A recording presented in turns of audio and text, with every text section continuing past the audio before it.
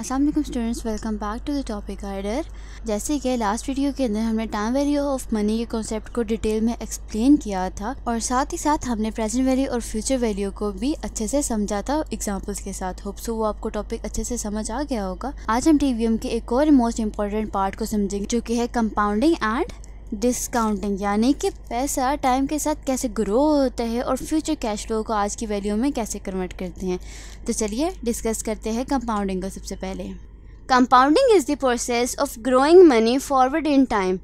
It shows how an investment increases in value when interest is added to both the principal and accumulated interest.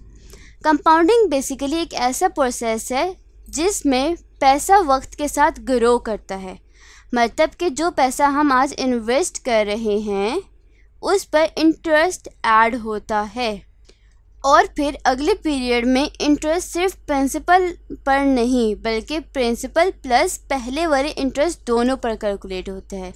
और compounding के through हम लोग future की value को निकाल रहे होते हैं। इसी तरह हमारे पास फ्यूचर वैल्यू या कंपाउंडिंग का फार्मूला हमारे पास क्या है? Future value is equal to present value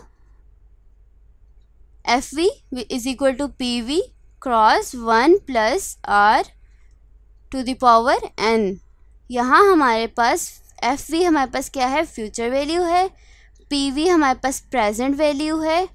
R का मतलब है इंटरेस्ट रेट पर पीरियड और N का मतलब है नंबर ऑफ पीरियड्स, यानी कितने सालों या महीनों के लिए पैसा इन्वेस्ट हुआ है।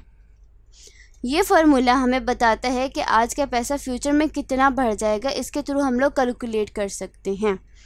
अब हम कंपाउंडिंग को एग्जांपल्स के थ्रू समझते हैं।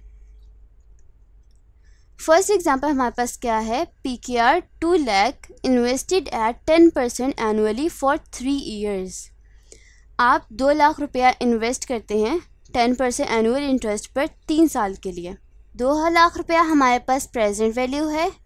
हम इन्वेस्ट कर रहे हैं 10% डिस्काउंट रेट पे, 10% रेट पे। तो हमारे पास R की जगह पे हम लोग रेट लिख देंगे 1 + 0.10 और कितने टाइम पीरियड के लिए 3, तो हम लोग पावर में 3 ऐड कर देंगे। फर्स्ट ऑफ ऑल हम इसको हम लोग कैलकुलेट करेंगे। 1 + 0.10 को प्लस करेंगे, फिर टू द पावर हम 3 लेंगे। इसका हमारे पास आंसर ये आ गया।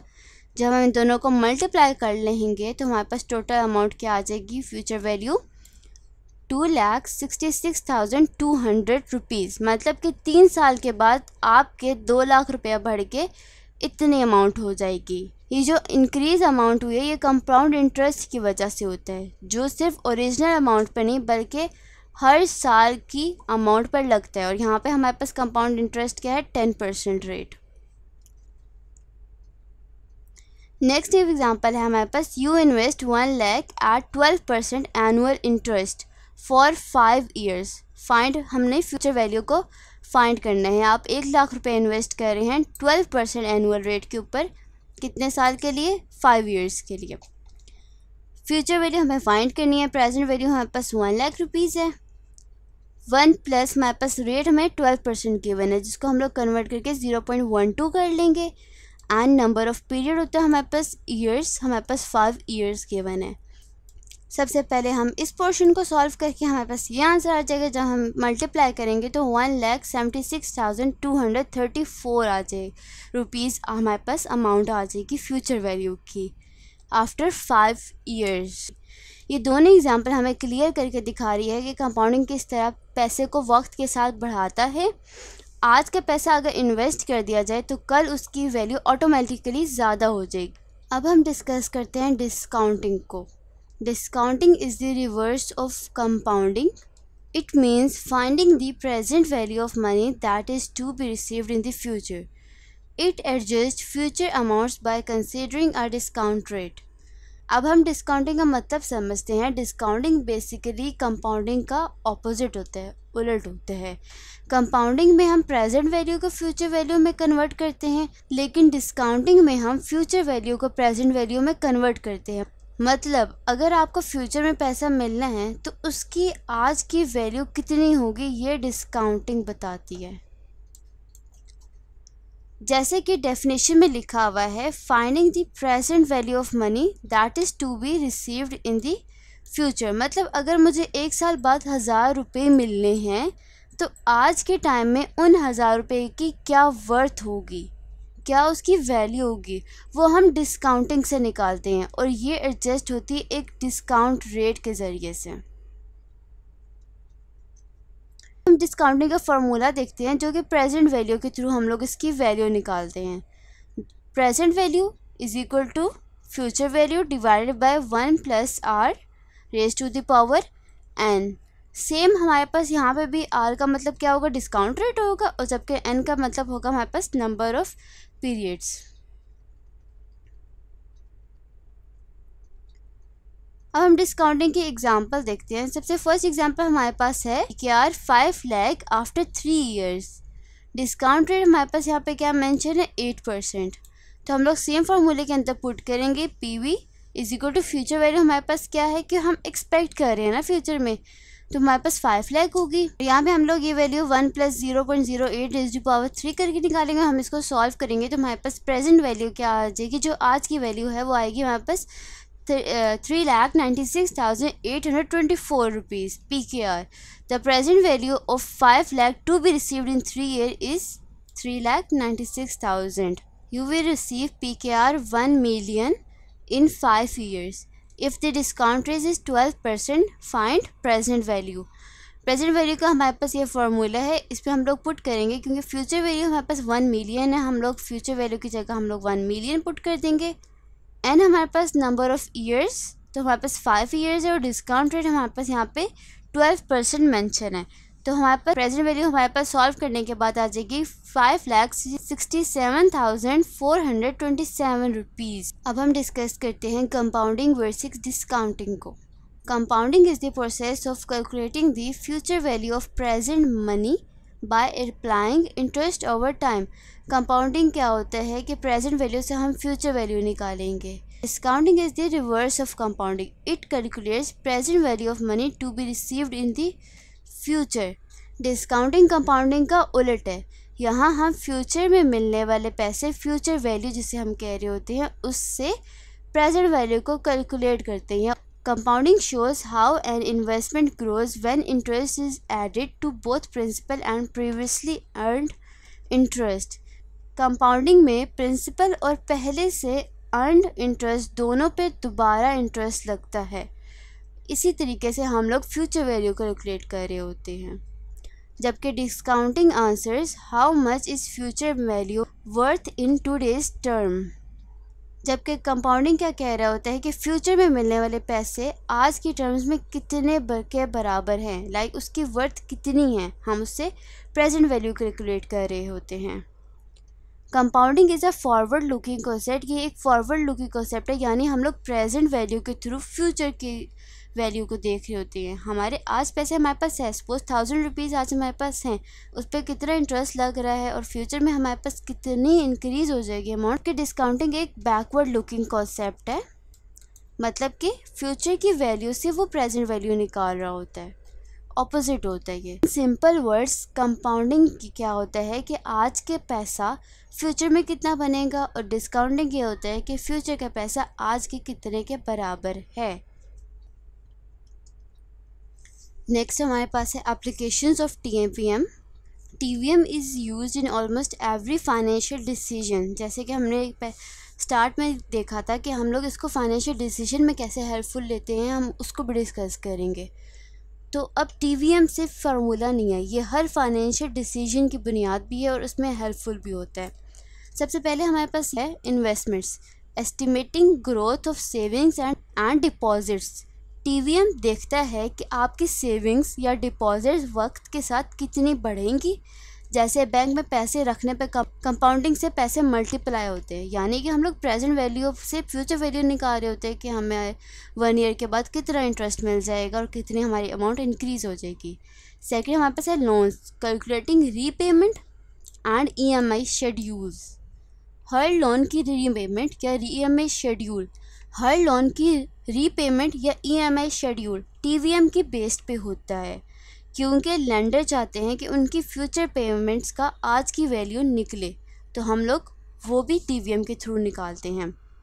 Business projects, deciding weather a project is profitable और नॉट। कंपनीज NPV और IRR जैसे टूल्स यूज़ करती हैं ताकि डिसाइड करें कि प्रोजेक्ट प्रॉफिटेबल होगा या नहीं होगा। NPV और IRR अगर हम बात करें तो क्या है, ये कैपिटल बजटिंग की टेक्निक्स हैं जो कि हम लोग नेक्स्ट टॉपिक में डिस्कस करेंगे। नेक्स्ट हमारे पास है retirement planning, calculating how much to save today for future needs. TVM help करता है कैलकुलेट करने में कि आज कितना हम सेव करेंगे ताकि फ्यूचर में आराम से हम लोग रिटायरमेंट प्लानिंग हमारी होती है कि सेविंग हमारी कितनी हो सकेंगी। नेक्स्ट हमारे पास है education funding, saving for future educational expenses. Parents TVM का यूज़ करते हैं ताकि आज से इन्वेस्ट करके फ्यूचर एजुकेशन एक्सपेंसेस को कवर कर सकें। अब हम TVM के एक इम्पॉर्टेंट कॉन्सेप्ट को समझते हैं, इन्फ्लेशन का कॉन्सेप्ट। ऐसे कि TVM का कॉन्सेप्ट कहलाता है कि आज की जो अमाउंट है वे पैसे की, वो कल के पैसे से ज़्यादा वैल्यू रखता है।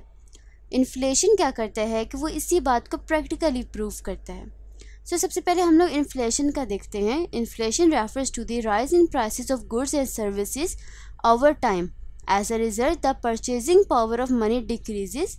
A rupee today will buy more than a rupee tomorrow।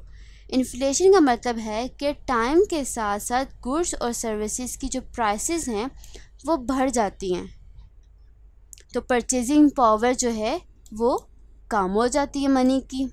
यानी जो चीज़ आप आज 1000 में ले सकते हैं वही चीज़ फ्यूचर में ज़्यादा महंगी मिलेगी। इससे हम इन्फ्लेशन का कॉन्सेप्ट कर सकते हैं। इन्फ्लेशन के अगर हम एग्जांपल को डिस्कस करें, if inflation is equals to 9% annually, what will be the buying power of PKR 1 million in 10 years? आपके पास 1 मिलियन है PKR। अगर इन्फ्लेशन 9% होगी तो 10 साल के बाद इसका बाइंग पावर कितना रह जाएगा, तो हम इसको कैलकुलेट करेंगे प्रेजेंट वैल्यू के फॉर्मूले के थ्रू। प्रेजेंट वैल्यू के फॉर्मूले में हमें क्या होता है कि future value divided by 1 plus R rate हमारे पास 9% होगा एंड नंबर ऑफ ईयर्स हमारे पास 10 आ गए हुए हैं। ठीक है, हम इसको कैलकुलेट करेंगे तो ये हमारे पास PKR 4,22,570 रुपीज़ आ गया है।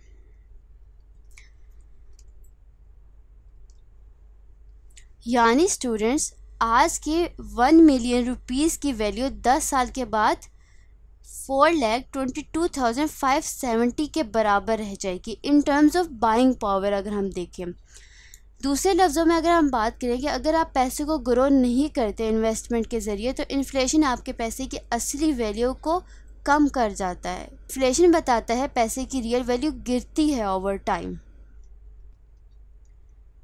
अब हम टाइम वैल्यू ऑफ मनी के एक और इम्पॉर्टेंट कॉन्सेप्ट को पढ़ते हैं जो कि है opportunity cost. Opportunity cost is the profit lost when money is not invested.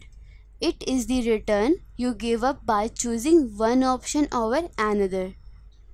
Opportunity cost वो मुनाफा जो आप खो देते हैं, प्रॉफिट लॉस्ट, जब आप अपने पैसे को इन्वेस्ट नहीं करते या एक ऑप्शन के बजाय दूसरा सिलेक्ट करते हैं। यानी अगर आपके पास पैसा है और आप उससे सिर्फ बेकार घर पे एज अ सेविंग रखते हैं कैश के फॉर्म में, तो आप एक पोटेंशियल अर्निंग लूज़ कर रहे हैं। अपॉर्चुनिटी कॉस्ट के हम एग्जांपल को देखते हैं। You keep PKR 5 lakh idle for 5 years if invested at 14%। आपके पास 5 लाख रुपए हैं और आप उन्हें 5 साल तक आइडल रखते हैं, घर पे रखते हैं, एज अ सेविंग बेकार रखते हैं। अगर वो आप उन्हें इन्वेस्ट कर देते 14% के रेट पे, तो कैलकुलेशन कुछ ऐसी होती। हम इसकी फ्यूचर वैल्यू निकालेंगे। 5 लाख हमारे पास प्रेजेंट वैल्यू है, मल्टीप्लाई बाय 1 प्लस 14% हमारे पास रेट है कि अगर हम उस पर इन्वेस्ट कर देते और नंबर ऑफ़ ईयर्स हमारे पास 5 है, तो हमारे पास फ्यूचर वैल्यू कैलकुलेट करके हमारे पास क्या है 9,61,590। मतलब अगर आप इन्वेस्ट करते तो पैसा 9,61,000 बन जाता। तो स्टूडेंट्स इस केस में आपने पैसे को इन्वेस्ट नहीं किया और आपने 4,61,590 रुपीज़ का पोटेंशियल अर्निंग लूज़ कर दिया। यही है अपॉर्चुनिटी कॉस्ट, जो प्रॉफिट आपको मिल सकता था मगर आपके डिसीजन की वजह से मिस हो गया। अपॉर्चुनिटी कॉस्ट बताता है कि अगर आप पैसे को यूज़ नहीं करते तो आप एक अर्निंग चांस खो देते हैं।